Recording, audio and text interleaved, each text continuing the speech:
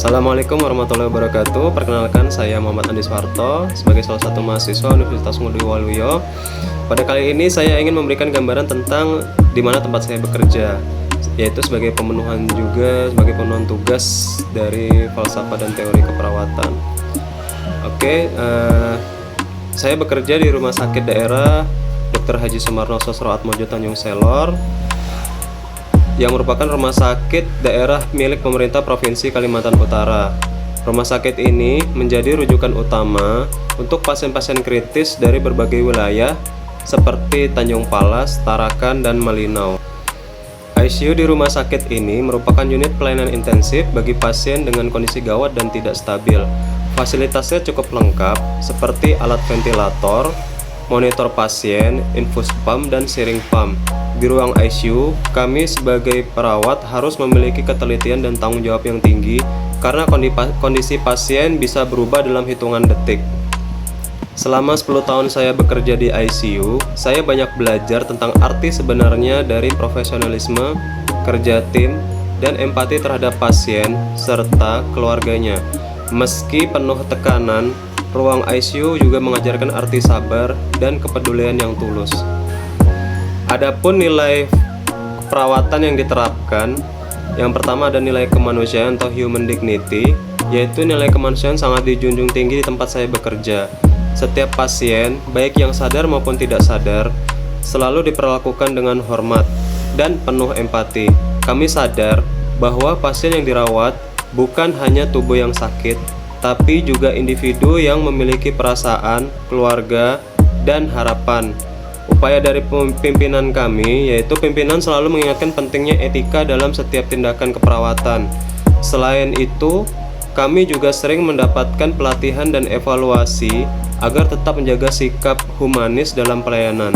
Misalnya, dengan tetap berbicara lembut kepada pasien yang tidak sadar atau menenangkan keluarga pasien yang sedang cemas. Kemudian ada nilai profesionalisme. Nilai ini juga sangat kuat diterapkan di ICU. Setiap tindakan harus berdasarkan prosedur dan ilmu yang benar. Tidak ada ruang untuk kesalahan karena berkaitan langsung dengan keselamatan pasien. Upaya dari pimpinan ruang selalu melakukan supervisi langsung, memberikan arahan dalam setiap shift, dan memastikan semua perawat mengikuti SOP yang berlaku. Selain itu, pemimpin juga memberikan apresiasi kepada perawat yang menunjukkan tanggung jawab dan kinerja yang baik agar menjadi motivasi bagi yang lain. Kemudian ada 4 konsep utama paradigma keperawatan di ruang ICU. Yang pertama ada manusia atau human being, yaitu pasien ICU dipandang sebagai manusia yang utuh, bukan hanya dari aspek fisik tapi juga psikologis, sosial, dan spiritual. Walau pasien dalam keadaan kritis, kami tetap berusaha memenuhi kebutuhannya secara menyeluruh, termasuk dukungan emosional dari keluarga. Ada kesehatan atau health. Di ruang ICU, kesehatan diartikan sebagai kondisi stabilnya fungsi vital pasien.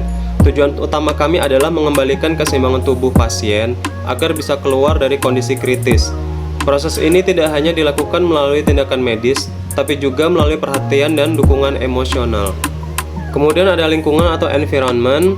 Lingkungan di ICU harus bersih, tenang, dan aman agar pasien dapat pulih dengan optimal. Kami menjaga sterilisasi ruangan, mengontrol kebisingan, serta menjaga suasana emosional agar tetap kondusif. Lingkungan yang baik juga mencakup hubungan kerja yang harmonis antar tim.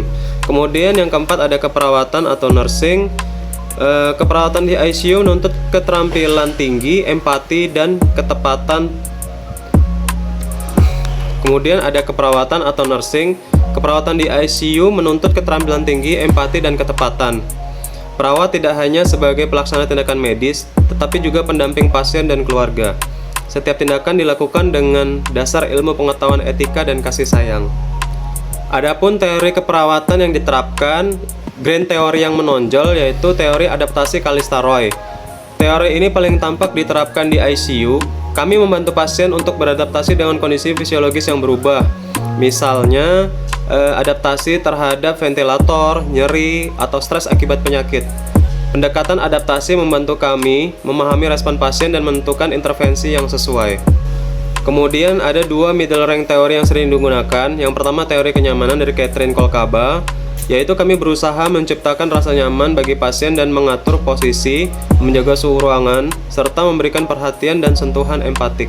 Kemudian ada teori caring dari Jean Watson, yaitu teori ini diterapkan dalam sikap peduli dan kasih sayang kami kepada pasien, meskipun berada dalam tekanan kerja tinggi di ruang ICU. Kemudian tiga praktikal teori yang sering digunakan. Yang pertama yaitu teori self-care dari Dorothea Orem, digunakan saat pasien mulai stabil dan diajarkan kembali untuk memenuhi kebutuhannya. Kemudian teori lingkungan dari Florence Nightingale diterapkan dengan menjaga kebersihan, sirkulasi udara, dan pencahayaan di ruang ICU. Kemudian yang ketiga ada teori komunikasi terapeutik dari Hildegard Peplau, digunakan untuk membangun kepercayaan antara perawat, pasien, dan keluarga, terutama dalam situasi kritis. Adapun dari pengalaman saya selama bekerja di ruang ICU Rumah Sakit Daerah Sosro Atmojo Tanjung Selor, saya belajar bahwa falsafah keperawatan bukan hanya teori yang dipelajari di kampus, tetapi menjadi pedoman hidup seorang perawat. Nilai kemanusiaan, empati, dan profesionalisme harus selalu dijaga agar pelayanan kepada pasien tidak hanya menyembuhkan tubuh, tetapi juga menenangkan jiwa. Ya, dari sini inilah gambaran tempat saya bekerja. Untuk perhatian dan waktunya kami ucapkan terima kasih. Wassalamualaikum warahmatullahi wabarakatuh.